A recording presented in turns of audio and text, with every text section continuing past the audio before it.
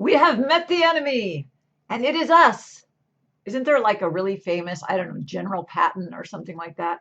Anyway, I want to tell you today about the enemy. There's an enemy, and it's you, but it's not you like, ooh, you're bad, you're the enemy. It's like inside your brain.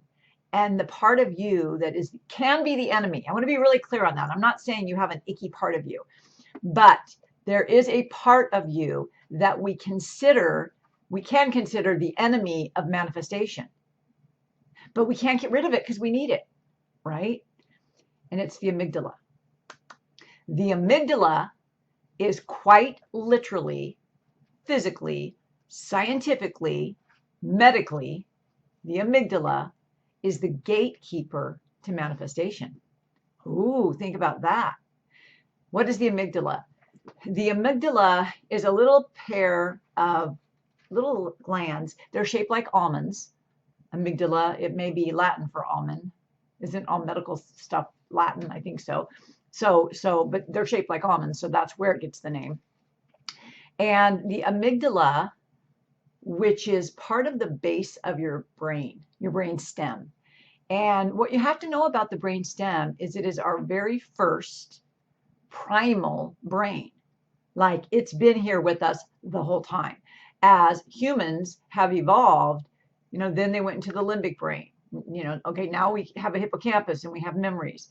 The prefrontal cortex, which is our thinking, reasoning, maybe it's not nice to, punch people in the face, that is up here. And that did not evolve for a long, long time, like a long, long time. So what we need to know is that the brain stem, where amygdala is always, always going to be there. And it's there to protect us. Back in the saber-toothed tiger days, and I'm sure you've heard this, you needed to know if someone was chasing you. You needed to know if a rhinoceros, whatever, you needed to know if something bigger than you and hungrier than you was chasing you. So you could fight, flight, or freeze. And if you froze, you were just like roadkill, right? But to fight or to run, what has to happen? All of the energy has to be taken away from digestion and, kicking back, having a cold one. It has to go to your big limbs, to your arms and your legs, so that you can run, okay? And the cortisol and the adrenaline that pumps through your body when the amygdala is alerted gives you that extra endurance, right? So you can run or you can fight, whatever you're going to do with that saber-toothed rhinoceros, okay? So here's the thing. It's great. We need it. But in our fast-paced society, our amygdala causes more trouble than anything. And it's not like we can have an amygdalitis where we can have it taken out like our appendix. Because if we didn't have it, we would never be alerted to danger. Like we would just be walking across the street when cars are coming. That would not be good. We would just be swerving in other people's lanes. We would let our kids run around, inside zoo cages. The amygdala is a warning system and we have to have it. The challenge, the problem, the thing I have identified, which is what I'm really, really talking a lot about in my new book, which is nowhere near completion yet. But if you want to make a mental note, it's going to be called the Superconscious Solution. Not solution, but soul, S-O-U-L, solution. And the whole reason I wrote the book was because in my research and in my own long-time coaching practice and my own life as well, I have discovered that our central nervous system, particularly, we have two nervous systems, the sympathetic and the parasympathetic. And the parasympathetic is rest and digest. That's when that creature has chased you and now you're safe and sound and you can relax, you can rest and digest, you can kick back and tell the stories, laugh with your friends and family, dopamine, serotonin, oxytocin, it's all good. It feels good. Parasympathetic. But in our modern day fast-paced society, not even talking about if you've overcome trauma, if you've overcome mental conditioning, poor parenting, generational stuff, which a lot of us have. even in spite of all that, your nervous system is so jacked up that it's like, rest and digest doesn't happen. And, and we wonder why we're in a nation of poor digestion. Get it? Rest and digest. If we are constantly in our sympathetic nervous system, where our amygdala is secreting cortisol and adrenaline, we can't catch our breath. And then we're going to jack it up even more by swigging down the you-know-what kind of bucks coffee, right? We're going to do that. Let me have some more sugar. Let me have some more caffeine. Let me have a Red Bull. We're doing all of that. And I'm not criticizing anyone for your refreshment choices. I'm just saying that if you are using substances that get you going, you have to understand they're also getting your nervous system going too. It's really important you understand that.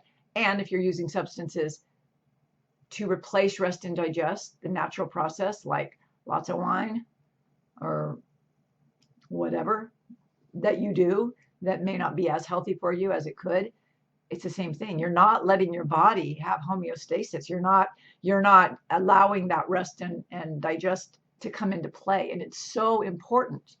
And so that was like the primer for this. But what I really want to talk about is that amygdala, believe it or not, is what's keeping you from manifesting the things that you want. What do I mean by that? You're not being chased by a lion. No, but in your mind, and I don't mean mind like prefrontal cortex. I mean in your brainstem mind. I mean in your energy field. I mean in your unconscious that you're not even aware of. That time in 3rd grade when the teacher told you to get up and read and you couldn't pronounce a 2-syllable word and all the kids laughed at you and pointed, and you died a little bit inside that day. And hopefully not, but maybe a lot of other worse things happened, or maybe it happened with repetition. Those things didn't just go away. They stayed in your system.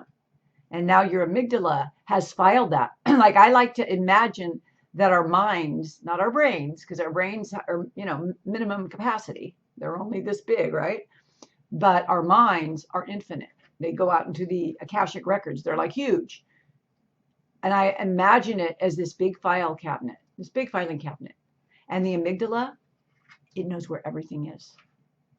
And so the minute someone says to you, oh, here's a list of 10 people, and if you call them and ask them, are you interested in my services? You'll probably get 1 out of 10 that you have at least a conversation with. Here's the list. That amygdala, before you can even say okay, that amygdala has whipped out a file and said, nope, not safe. Remember that time? And you don't consciously remember it, but the amygdala knows that. So it's like, don't worry, sister, I got your back. I'm just going to squirt a little cortisol in your system, make your heart beat a little fast. Then you'll know that that's a no-go. Then you'll know that something is chasing us. And that will be you. And then you will not make those calls. But what if I told you that your amygdala has been on overtime way too long? And again, getting back to the book, which I'm not even trying to promote because it's not even here yet. But the premise is that it's our nervous systems, our constricted, contracted nervous systems that have us so tied up, so tightly that we can't expand. We can't manifest. Our frequency can't get high enough to attract more than what we've already attracted if we're constricted in our emotions. And most people are thinking and walking around from the neck up. We're in our heads. Why? Because being in the body has just gotten really uncomfortable. So that's why all this comes into play. So what can you do with the whole amygdala challenge? What can you do for that gatekeeper? Well, it's really obvious. You can learn to tame it. And, with my clients, I have several things. Like, it depends what group program you're in or how you coach with me. But I have a library of meditations and hypnosis recordings, hypnotherapy, and just plain unguided tones. And these are things that I have sound engineered to use the right kind of beats to synchronize your hemispheres, theta waves to reduce your brain waves. You know, this is really important. People say, and you read any article and it'll say, meditate, that'll calm your amygdala. Well, how the hell can I meditate when I can't even close my eyes? I'm like, ah. So we cheat, we use hacks. We use earphones, earbuds, meh, depends on how wired up your brain is. But noise canceling earphones, headphones over your ears tend to work best. And we listen to these beats.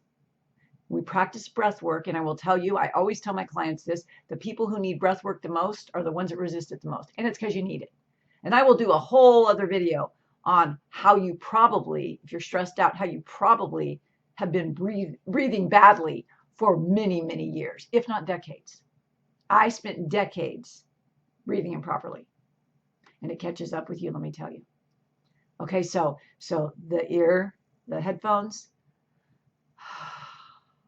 and just sinking into your body, man, right there, that does amazing things. If you could just do that, just calm yourself for 2 minutes a few times a day, you will notice a difference in your stress response to things, in your reactions to events, in your ability to just calm down and start getting back in your body. Amazing. But then when you add to that some actual programming, some recognizing what it is you truly want, and then when you add to that during your waking hours, that you start to examine the things that set you off.